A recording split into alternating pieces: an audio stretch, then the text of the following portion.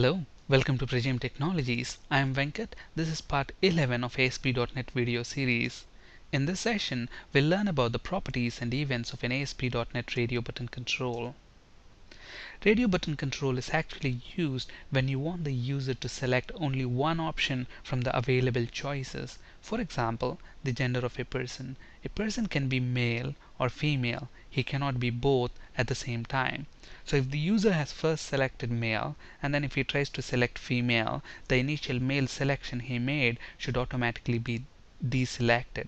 So this is one of the scenarios when we can actually use the radio button control. Another example would be when you want the user to select his or her favorite color.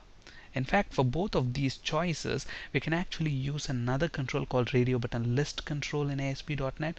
We will be talking about radio button list control in a later video session. So in short, we can say that if you want to provide the user with mutually exclusive choices, then choose the radio button control.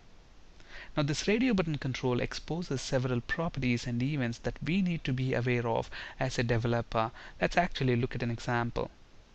So here I have an ASP.NET web application which has got three radio buttons on this web form: male, female and unknown. And these radio buttons are actually wrapped between an HTML field set element.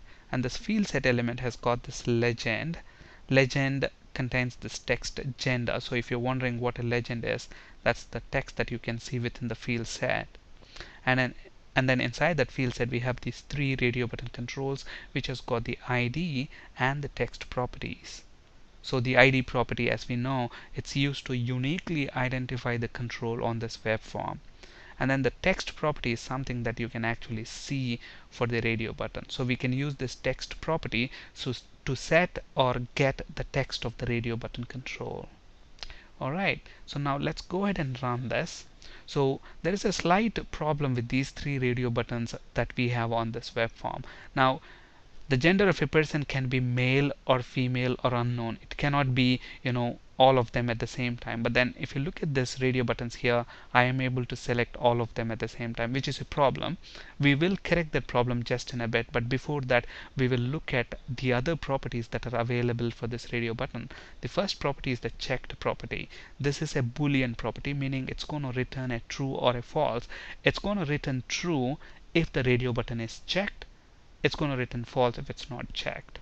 Okay, so we can use this checked property to determine what is the radio button that the user has clicked.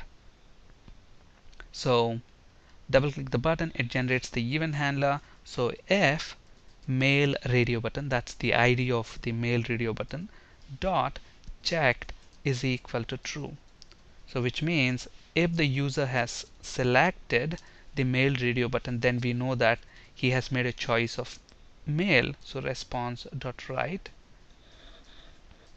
your gender is, instead of hard coding the text, we can actually retrieve that from the control itself using the text property. So male radio button dot text. And then just to display this properly, we can use the HTML break element so that each response is written in its own line. Alright, so if the male radio button is checked. On the other hand, if the female radio button is checked, then we want to say so. So if female radio button dot checked is equal to true, then your gender is female radio button.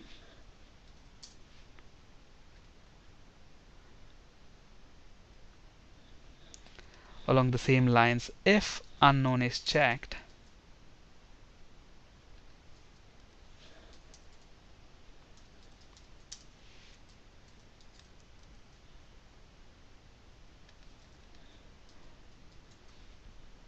okay, now there is a slight problem with this code. Actually, you look at this kind of code on the internet.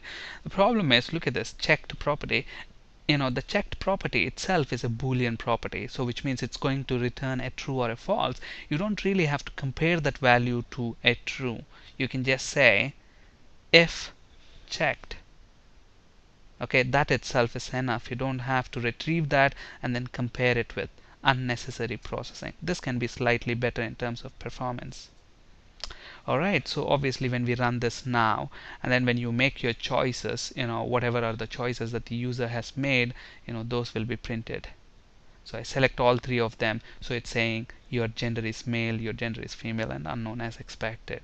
Okay, so this checked property is used to determine whether if the user has actually checked that radio button or not. And we can use the text property to get or retrieve the text of the radio button control. And then there is another property called text align property, and this is very simple to understand. This basically dictates the alignment of the text of the radio button control. Do you want that to be on the right side or on the left side? So at the moment, if you look at the radio button controls, for all the three radio button controls, we have the text aligned on the right hand side. Let's say, for example, for this radio button, I want the text to be aligned on the left hand side. I go to the properties window, text align, and I can just choose left, and then that flips that to the left side. So let's put this back to right side. So that's the text align property. Auto post back, and this is similar to other controls like the auto post back property of a text box control or a drop down list control. We set this property to true if you want the web form to be posted immediately when the checked status of the radio button changes. Okay, now if you look at the text box control exposes text changed event, and that's by default is cached in the view state of the control. And then this event, the text changed event, will be fired only when you post the web form back to the server by clicking a button control.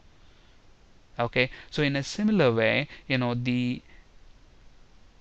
radio button exposes an event called checked changed, in the sense, the checked selection changed event.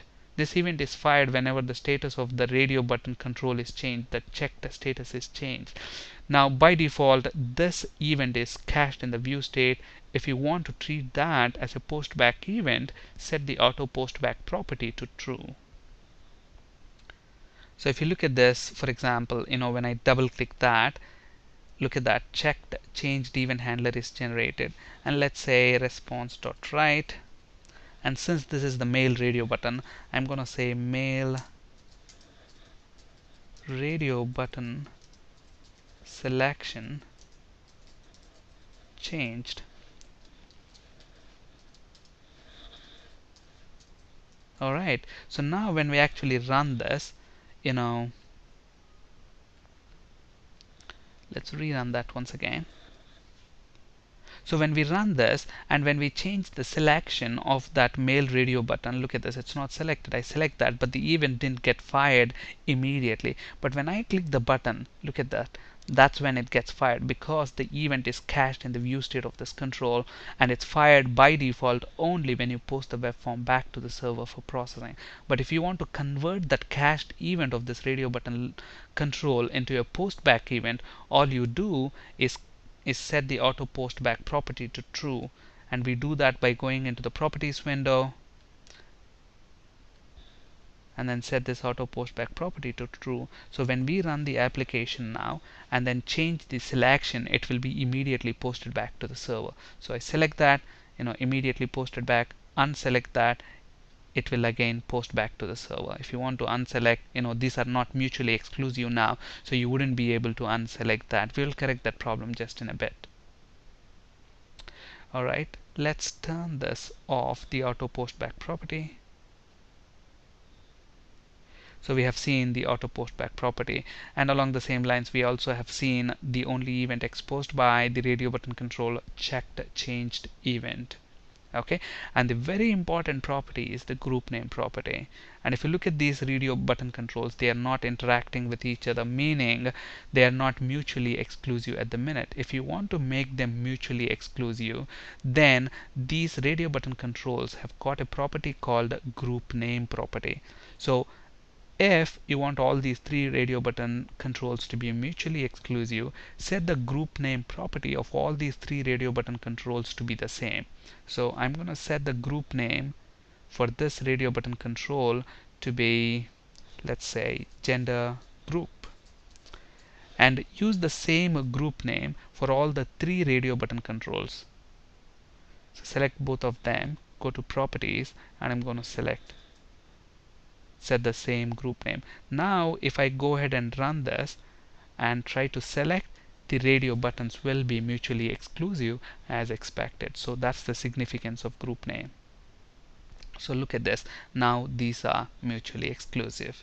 And obviously if I select now, your gender is unknown. On the other hand, I select female, click that, your gender is female.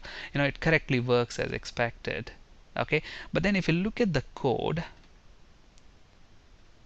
we know that at the minute these radio buttons are mutually exclusive, which means only one of these radio buttons is going to be checked. Okay, so if that's the code, and if that's the case, then you can slightly improve the performance of your code by using an else if. Else if else. So what you're telling here,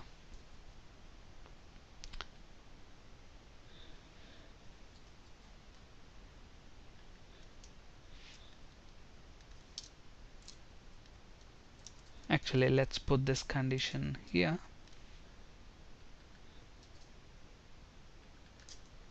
So here we are making these conditions mutually exclusive because the user will be able to select only one option. We are also checking in our code, okay, is it, if this is checked, we know that these two conditions will be skipped. So the performance of the code will be slightly better to what it was before. So the behavior will be exactly the same, except that this is slightly better in terms of the performance. So male, your gender is male. Similarly, if I select female, your gender is female. On this slide, you can find resources for ASP.NET C# and SQL Server interview questions. That's it for today. Thank you for listening. Have a great day.